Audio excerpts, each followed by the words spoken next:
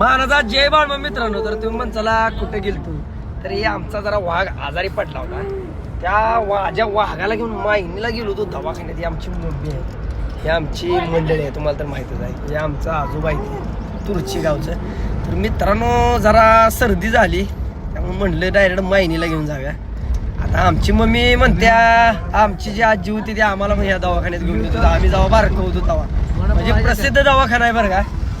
तुम्ही बघा आता वाघ कसा झोपलाय बघा. हे आपलं मालक आहे ते तुम्हाला तर माहित आहे, आपलं गणपती बाप्पा गावदेव मिरवणूक. तुम्ही पण जर बाळ तुमच्या आजारी असलं तर माहितीला घेऊन या, भेटणार आहे.